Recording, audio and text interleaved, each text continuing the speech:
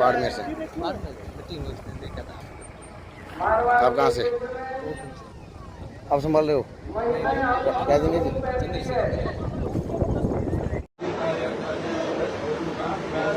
एक सेकंड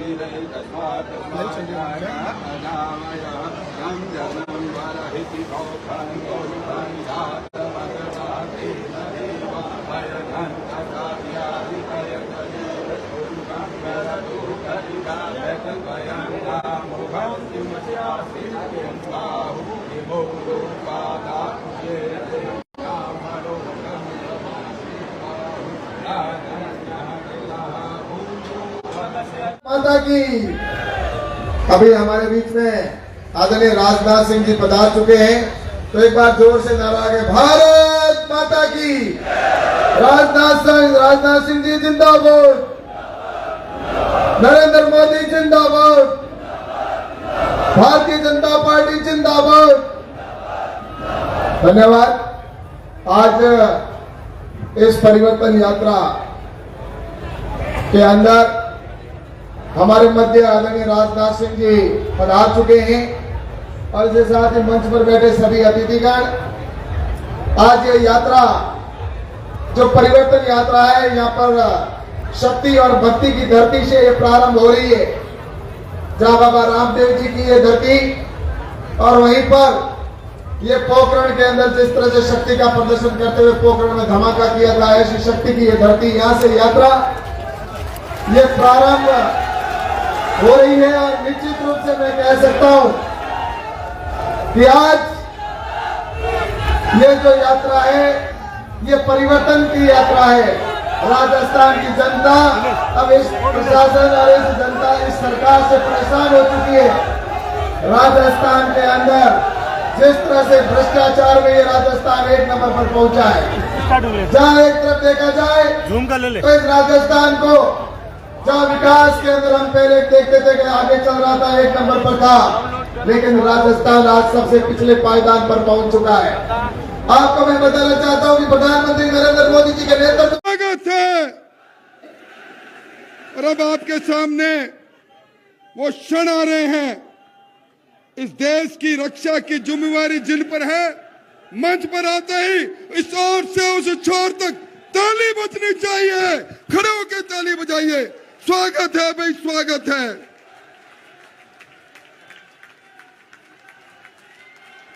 भारत माता की। स्वागत है भाई, स्वागत है। स्वागत है भाई, स्वागत है। भारत माता की। अपना स्थान ग्रहण करें। मैं बिना समय गवाए निवेदन करता हूं, राजनाथ सिंह साहब हमारे बीच में विराजमान हैं मंच पर, उनके स्वागत अभिनंदन के लिए सबसे पहले मैं निवेदन करता हूं हमारे प्रदेश के मुखिया भाई सीपी जोशी साहब से कि पधारें और साफा पहनाकर राजनाथ सिंह साहब का स्वागत करें, अभिनंदन करें।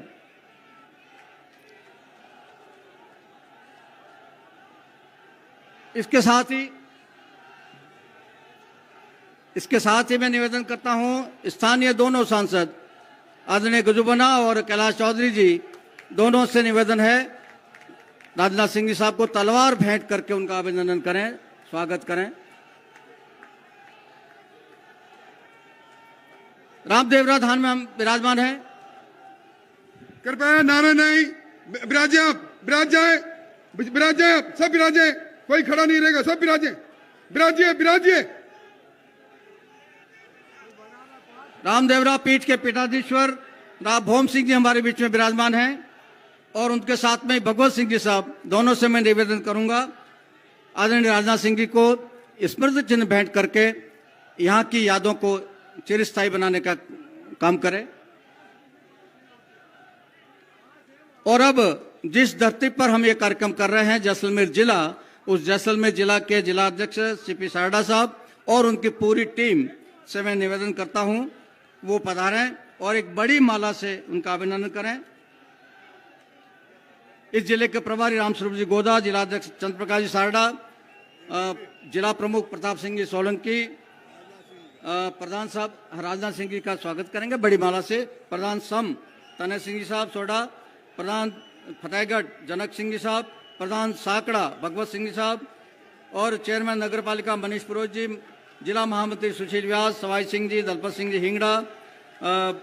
जी हिंगड़ा, मदन जी राजमथाई, हकमाराम जी, पूर्व विधायक सांग सिंह जी, छोटू सिंह जी, शतान सिंह जी, डॉक्टर जितेंद्र सिंह जी और प्रतापपुरी जी महाराज साहब, सुरेश कुमार सोनी, आयदान सिंह जी भाटी और बाबूलाल जी शर्मा, विक्रम सिंह नाचना, आप सब लोग पधारे, इस बड़ी माला से अभिनंदन करें। और इसके साथ ही मैं आमंत्रित करता हूं इस सभा को संबोधित करने के लिए आदरणीय गजेंद्र सिंह जी शेखावत साहब को, स्थानीय सांसद और भारत सरकार में जल शक्ति मंत्री आदरणीय गजेंद्र सिंह शेखावत साहब पधारें और सभा को संबोधित करें। हमारे बीच में चुनाव की दृष्टि से राजस्थान के प्रभारी मंत्री आदरणीय प्रहलाद जोशी जी, मंत्रिमंडल के मेरे साथी,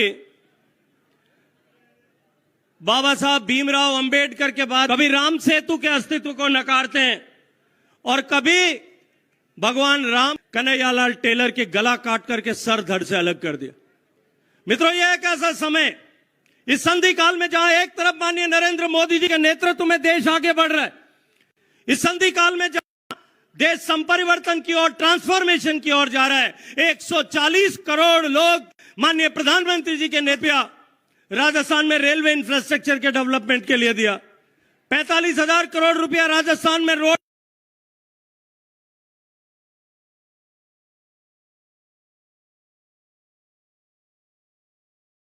इंफ्रास्ट्रक्चर के डेवलपमेंट के लिए दिया, 30,000 आप ओसियां, लोहावट, फलौदी, पोखरन, जैसलमेर से होते हुए आप बाड़मेर के चूसछोड़ तक चले जाइए। किसान खून के आंसू रोने के लिए मजबूर है। मुफ्त बिजली का वादा करके बिजली किसान के खेत से गायब कर दिए। फसलें चौपट हो गई हैं और चौपट हुई हुई फसलों पर भी आज किसी तरह से क्रॉप कटिंग का एक्सपेरिमेंट करके किसान को प्रधानमंत्री के फसल बीमा से मुआवजा मिल सके, उस काम को भी प्रारंभ नहीं किया गया। कोऑपरेटिव गाड़ फेंकने के लिए पेपर लीक के कारण से राजस्थान के थमेंगे न बटेंगे और बोलिए भारत माता की। भारत से आप विधायक हैं और राजस्थान विधानसभा में नेता प्रतिपक्ष हैं, आदरणीय राठौड़ साहब।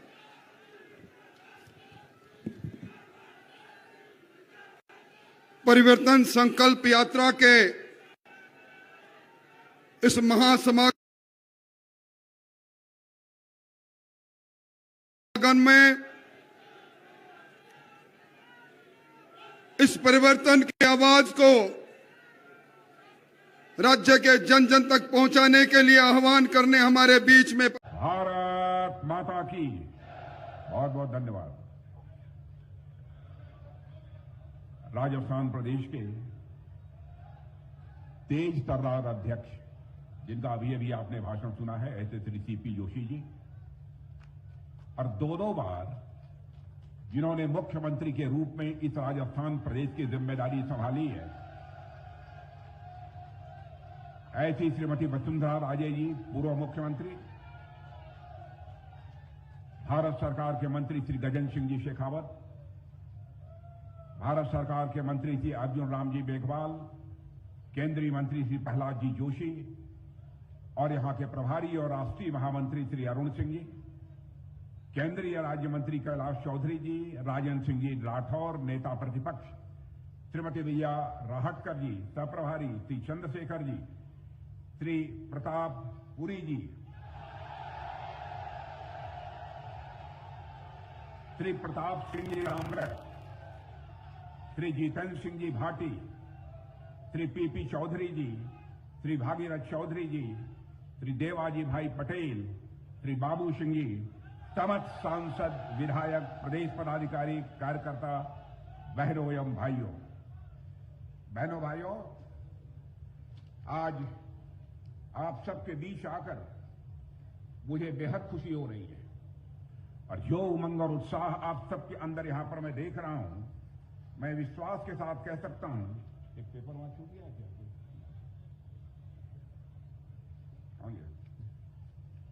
मैं पूरे विश्वास के साथ मैं कह सकता हूं कि इस बार राजस्थान प्रदेश में भारतीय जनता पार्टी की सरकार बनने से अब कोई ताकत हमें रोक नहीं सकती। आज जिस धरती पर हम सब यहां पर मौजूद हैं, मेरे बहनों भाइयों, यह बाबा रामदेव जैसे अवतारी पुरुष की जन्मभूमि है, तो वहीं पर महाराजा तेजाजी महाराज जैसे लोगों की भी यह जन्मभूमि है।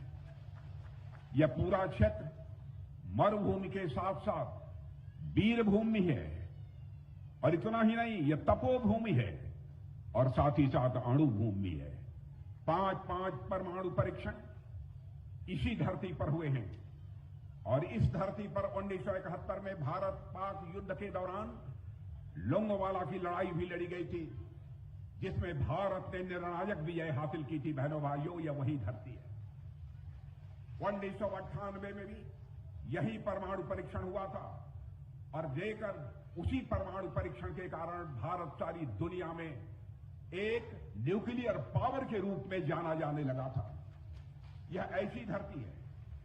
साथियों, इस देश के वैज्ञानिकों ने भारत का मस्तक ऊंचा किया है, और मैं मानता हूं इस देश के वैज्ञानिकों ने जहां भारत का मस्तक ऊंचा किया है, वहीं पर भारत के सेना के जवानों ने भारत की सीमाओं की रक्षा करके भारत का मस्तक ऊंचा किया है। इसीलिए मैं कहता हूं कि हमारे इस देश को बराबर अपनी वैज्ञानिकों पर गर्व है और अपने देश की सेना पर गर्व है। मैं मानता हूं 1998 में भारत ने जो छलांग भारत का परमाणु परीक्षण करके लगाई थी, उसी तरह की लंबी छलांग 23 अगस्त 23 को मिशन चंद्रयान की सफलता के साथ भारत ने एक बार और लगाई है। मेरे बहनों भाइयों, भारत अब यह चांद पर पहुंच गया है। दक्षिणी ध्रुव पर लैंडिंग हुई है। चंद्रमा के दक्षिणी ध्रुव पर दुनिया का कोई देश नहीं जा पाया है। चंद्रयान 2 जिस समय विफल हुआ था, तो उस समय हमारे प्रतिपक्ष के लोग भी यह कहते थे, यह क्या हुआ है, तरह तरह की बातें किया करते थे। लेकिन उस संकट की घड़ी में भी हमारे प्रधानमंत्री मोदी जी वैज्ञानिकों से जाकर उन्हें गले लगाकर उनकी हौसला अफजाई की थी, और आपने देखा कि इस बार चंद्रयान 3 पूरी तरह से दक्षिणी ध्रुव पर लैंड करने में यह कामयाब हुआ है।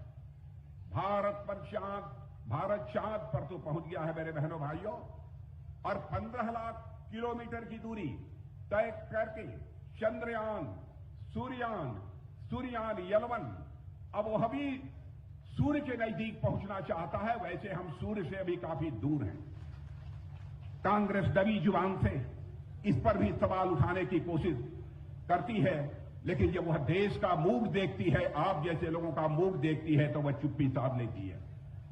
मेरे बहनों भाइयों, मंगलयान, चंद्रयान, सूर्ययान की सफलता की लॉन्चिंग भी हो गई, लैंडिंग भी हो गई, परंतु राहुल यान 20 साल से न तो उसकी लॉन्चिंग हो पाई है और न तो लैंडिंग भी हो पाई है। और दुनिया को आश्चर्य है कि हॉलीवुड की बड़ी बड़ी फिल्मों से कम बजट में भारत ने मंगलयान तैयार कर दिया, चंद्रयान मिशन को पूरा कर दिया, सूर्ययान मिशन की तरफ आगे बढ़ रहे हैं। मैं समझता हूं कि बहनों भाइयों, आप सबके कारण यह नए भारत की आवाज है, यह नए भारत की ताकत है, जो कहती है जय जवान, जय किसान, जय विज्ञान, जय अनुसंधान और हमारा भारत महान। रामदेवरा से निकलने वाली यह यात्रा, मैं मानता हूं कि नए भारत का संदेश लेकर पूरे राजस्थान में जा रही है, कोने कोने तक, शायद 52 जिलों में जा रही है। और मैं मानता हूं यह जो परिवर्तन यात्रा निकली है, यह परिवर्तन का शंखनाद है। और केवल एक ही यात्रा राजस्थान में नहीं निकली है, बल्कि 3 अन्य स्थानों से भी यात्राएं परिवर्तन की निकली हैं। और मैं कहना चाहता हूं, यात्रा तो निकलेगी, आप तक जाएगी, जनता के साथ सीधा संवाद स्थापित करेगी, लेकिन मैं आपसे अपील करना चाहूंगा कि आपने कांग्रेस की हुकूमत भी पिछले 5 वर्षों से लगातार देख रहे हैं, और इसके पहले भी भारतीय जनता पार्टी की यहां हुकूमत वसुंधरा जी के नेतृत्व में भी आपने काम करते हुए देखा है। और उस समय कैसा माहौल था और आज कैसा माहौल है, आप स्वयं, मैं समझता हूं कि इसका आकलन कर सकते हैं। और आपको ही यह फैसला लेना होगा कि हमें क्या करना है इस राजस्थान के इस बार के आगे आने वाले विधानसभा के चुनाव में। मेरे बहनों भाइयों, जहां तक हमारे भारत का प्रश्न है, मैं यही कहना चाहूंगा एक रक्षा मंत्री होने के नाते कि भारत अब यह कमजोर भारत नहीं रहा है। भारत अब ताकतवर भारत बन गया है मेरे बहनों भाइयों। और भारतवासी ही नहीं बल्कि सारी दुनिया विश्वास और एक भरोसे की नजर से सारे लोग भारत की ओर देख रहे हैं। अंतर्राष्ट्रीय जगत में भारत की प्रतिष्ठा बढ़ी है। अंतर्राष्ट्रीय मंचों पर पहले भारत कुछ बोलता था तो लोग भारत की बातों को गंभीरतापूर्वक नहीं सुनते थे, लेकिन आज भारत यदि अंतर्राष्ट्रीय मंचों पर कुछ बोलता है तो सारी दुनिया कान खोलकर सुनती है कि भारत बोल क्या रहा है। यह भारत की हैसियत बढ़ी है। यह कोई छोटी बात नहीं है। भारत के प्रति पूरी दुनिया में सम्मान बढ़ा है। दुनिया की बड़ी बड़ी कंपनियां आकर भारत में निवेश कर रही हैं और जिसकी रिपोर्ट प्रकाशित हुई है, जिनमें भारत को सकारात्मक सम्मान के नजरिए से सारी दुनिया में देखा जा रहा है। अभी एक रिसर्च सेंटर ने दुनिया के 23 देशों के आधे से अधिक नागरिकों ने भारत को एक बहुत बड़ी उम्मीद भरी नजरों से देखा है और साथ ही भारत के प्रधानमंत्री मोदी जी की भूरी भूरी सराहना की है। बहनों भाइयों, आज यह भारत की हैसियत बनी है। और मैं आपको याद दिलाना चाहता हूं कि जिस समय 2014 में हमारी सरकार बनी थी, इस देश की अर्थव्यवस्था यानी अर्थव्यवस्था के आकार के मामले में यह भारत सारी दुनिया में 10वें स्थान पर था, लेकिन 9 वर्षों के अंदर ही यह करिश्मा हो गया कि हमारा भारत आज 10वें स्थान से जंप लेकर बहनों भाइयों दुनिया के 5वें स्थान पर आकर खड़ा हो गया है अर्थव्यवस्था के आकार के मामले में। और मैं नहीं कह रहा हूं, बड़ी बड़ी फाइनेंशियल फर्म्स भी इस बात को कह रही हैं कि वह दिन दूर नहीं है और यहां तक कह दिया है बहुत आगे जाने की जरूरत नहीं है। 2027 आते आते मेरे बहनों भाइयों हमारे देश की अर्थव्यवस्था दुनिया के टॉप 3 कंट्रीज में आकर खड़ी हो जाएगी। यह हैसियत हम लोगों की बनी है। हमारे मोदी जी के नेतृत्व की सरकार ने क्या क्या किया है आप सब अच्छी तरह परिचित हैं, बहुत विस्तार में नहीं जाना चाहता हूं, लेकिन कांग्रेस कैसे सरकार चलाती है उसके बारे में एक नजीर आपको मैं देना चाहता हूं। जब हम लोगों की 2014 में सरकार बनी तब भी 18,000 गांव ऐसे हिंदुस्तान में थे जहां तक कि बिजली नहीं पहुंच पाई।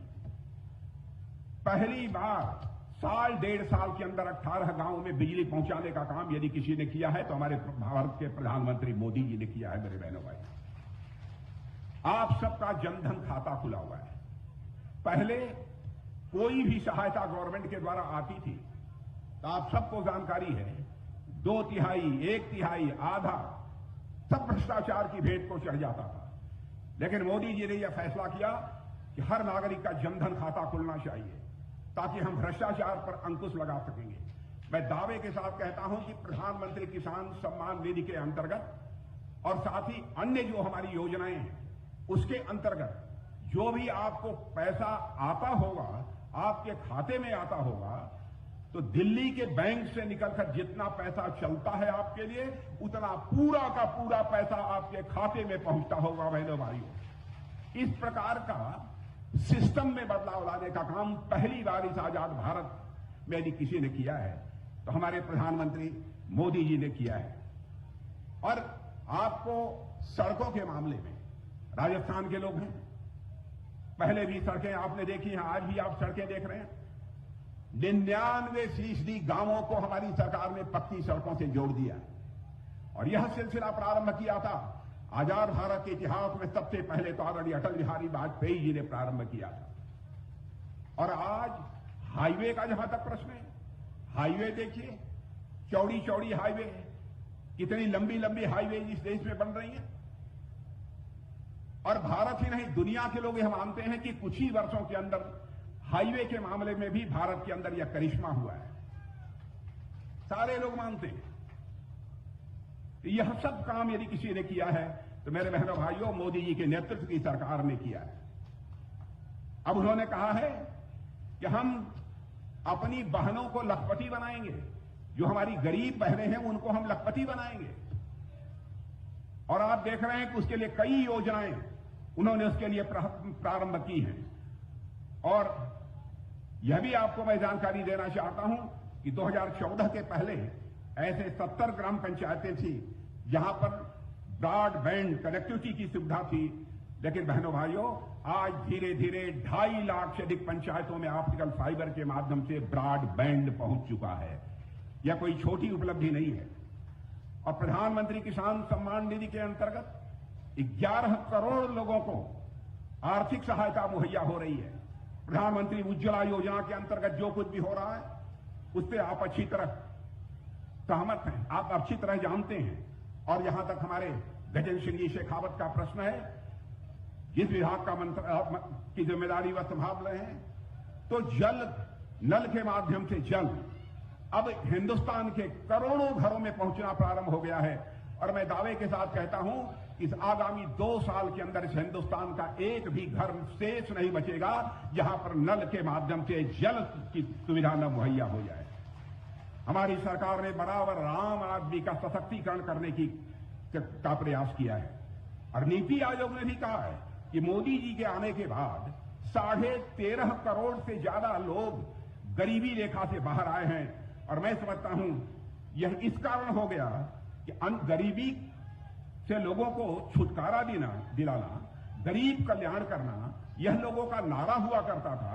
लेकिन गरीब कल्याण बहनों भाइयों हमारा नारा नहीं है, हमारा मंत्र है और हमारा मिशन है। इसीलिए हिंदुस्तान की गरीबी इतनी तेजी के साथ समाप्त हो रही है। मेरे बहनों भाइयों, कितनी बातों की आपके सामने मैं चर्चा करूं। लॉ एंड ऑर्डर के बारे में हमारे पूर्व वक्ताओं ने बहुत ही विस्तार में जाकर आपसे चर्चा की है। मैं लोगों से पूछ रहा था, भाई राजस्थान जैसे राज्य की कानून और व्यवस्था की स्थिति कैसे इतनी बदतर हो सकती है, यह बात मेरी समझ में नहीं आ रही है। लोगों ने मुझे कई घटनाओं की जो चर्चा की, सचमुच मेरे कान खड़े हो गए। 56 महीने में 10 लाख से अधिक मुकदमे हो चुके हैं दर्ज, और उसमें से 7,650 से अधिक निर्दोष नागरिकों की हत्या हो चुकी है इस कांग्रेस की हुकूमत में राजस्थान में। मैं समझता हूं कि हिंदुस्तान के किसी भी राज्य में इस प्रकार के हालात देखने को नहीं मिलेंगे। 2 लाख से अधिक मुकदमे दर्ज, जिसमें 31,000 मुकदमे केवल महिला दुष्कर्म के, छोटी बच्चियों के साथ दुष्कर्म के हुए।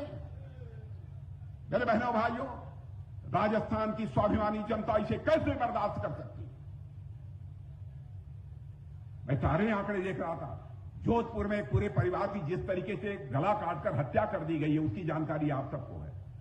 उदयपुर में जो कुछ भी हुआ है, और आप जानते हैं किसी राज्य का यदि हम विकास करना चाहते हैं तो विकास की पहली शर्त होती है कि कानून और व्यवस्था यह चुस्त दुरुस्त होनी चाहिए। नहीं तो यदि कानून व्यवस्था चुस्त दुरुस्त नहीं है तो मेरे बहनों भाइयों, किसी भी सूरत में उस राज्य का विकास नहीं हो सकता। और मैं तो एक आंकड़ा देख रहा था, ट्रांसपेरेंसी इंटरनेशनल, और मैं नौजवानों से कहूंगा इसे आप नोट कर लीजिए। ट्रांसपेरेंसी इंटरनेशनल की एक रिपोर्ट के अनुसार राजस्थान भ्रष्टाचार के मामले में पिछले वर्षों से नंबर 1 पर पहुंच गया है। यही स्थिति भ्रष्टाचार के मामले में राजस्थान की कांग्रेस ने बना दी है, गहलोत जी की सरकार ने बना दी है। हम इसे कैसे बर्दाश्त कर सकते हैं? बहनों भाइयों, इसके बारे में फैसला आप सबको करना, क्या करना है यहां पर। लेकिन आज जो मैं उमंग और उत्साह आप सबका यहां पर देख रहा हूं, मेरा विश्वास अब पक्का हो गया है बहनों भाइयों कि अब इस राजस्थान में प्रचंड बहुमत से भारतीय जनता पार्टी की सरकार बनने से दुनिया की कोई ताकत हमें रोक नहीं सकती। मैं नौजवानों से कहना चाहूंगा जो पढ़ाई लिखाई करते हैं, उनके पेपर लीक हो जाते हैं। क्या हो रहा है राजस्थान में? और मैं कहना चाहूंगा कि बहनों भाइयों, हालात यहां की सरकार की यह है कि मुख्यमंत्री जिस ड्राइवर की सीट पर बैठे हैं, इस गाड़ी का क्लच कोई और दबा रहा है और एक्सेलरेटर कोई और दबा रहा है। यह हालत हो गई है। क्या हो गया है राजस्थान को? यहां पर हिंदू मुसलमान अगड़ा पिछड़ा के नाम पर बांटकर लोगों का समर्थन हासिल करने की कोशिश की जा रही है।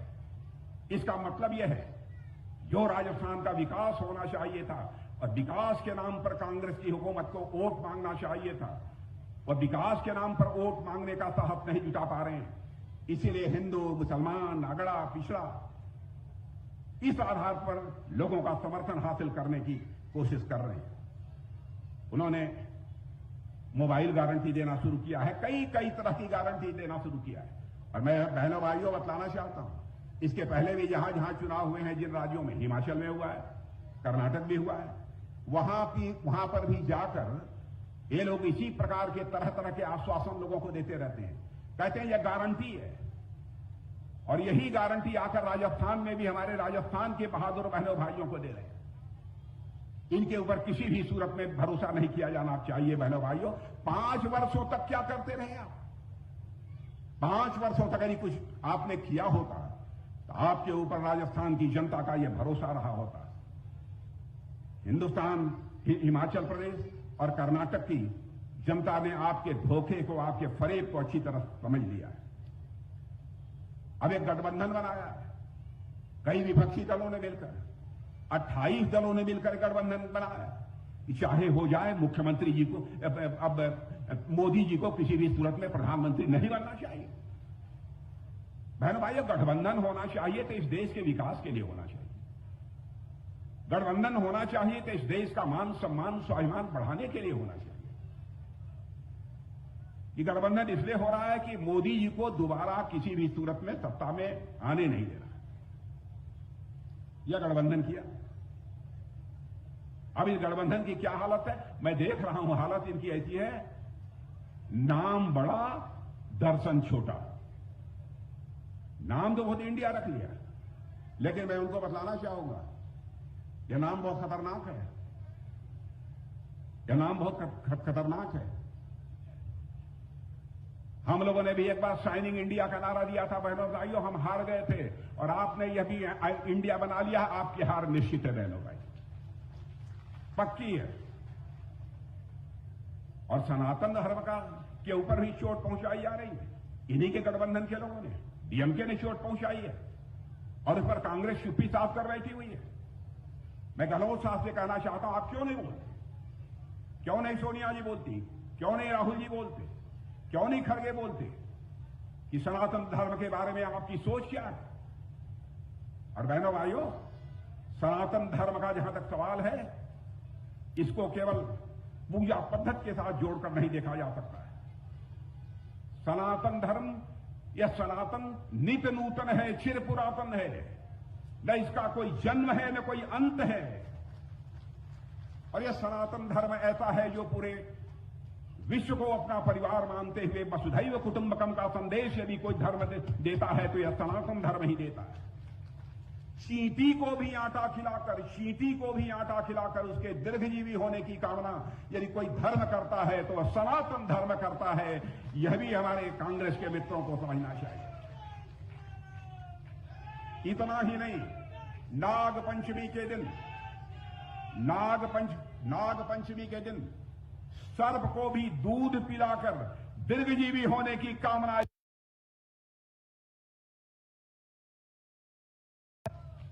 इसलिए मैं कहना चाहूंगा कि सनातन धर्म के संबंध में डीएमके के जिस नेता ने बोला है, दयानिधि स्टालिन ने, उनके डीएमके के नेता से पूछा जाना चाहिए कि इसका स्पष्टीकरण उनके पास है कि नहीं है।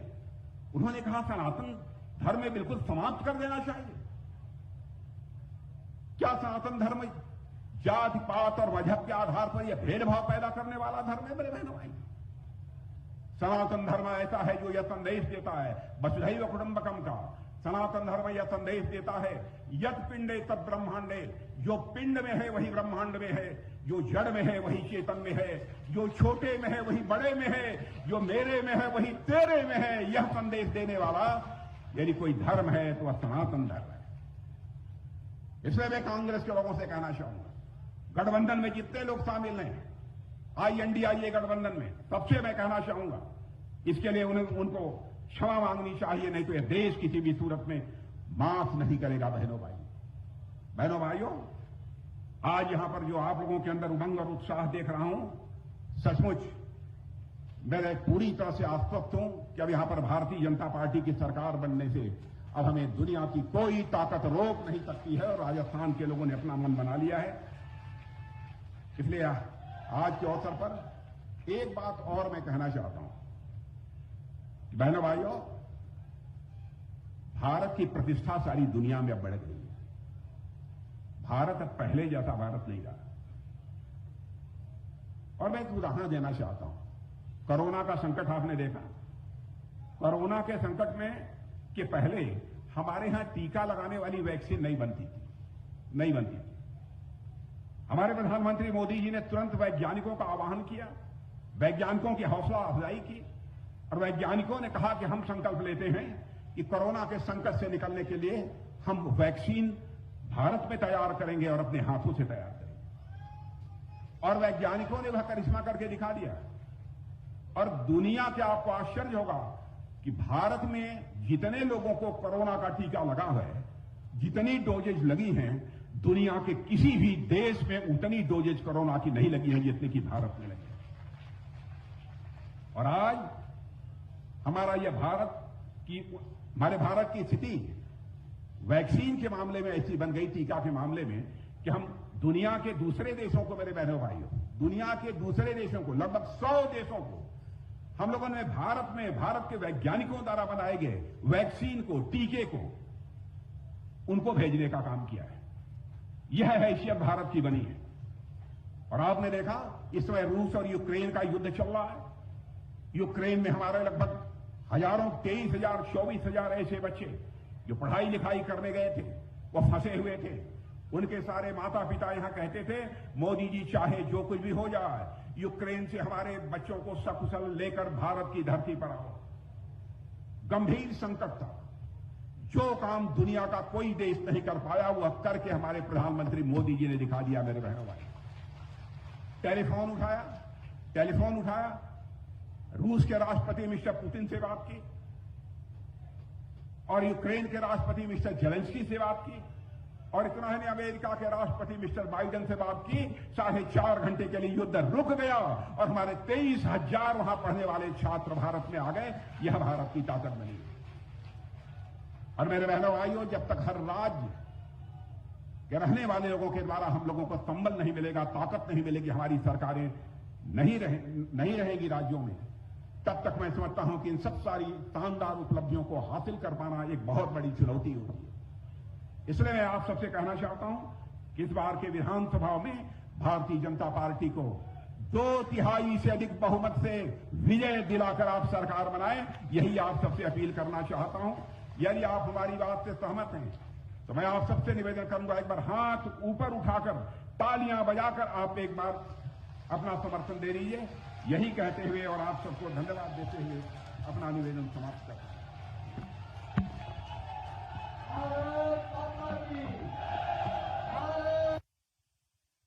राजेश सिंधिया जी का योगदान कोई भूल नहीं सकता, और इसलिए इस मौके पर मैं उनको श्रद्धापूर्वक याद करता हूं एक दोहे के माध्यम से। विजया राजे सिंधिया ने करके बलिदान, सींचा था जनसंघ को अपना बेटा मान। ऐसी स्वर्गीय राजमाता जी के सुपुत्री हमारे बीच में विराजमान है। हमारी लोकप्रिय नेता, यशस्वी पूर्व मुख्यमंत्री, वर्तमान में राष्ट्रीय उपाध्यक्ष आदरणीय भूषण सिंधिया जी से निवेदन है, पधारें और इस जन समुदाय को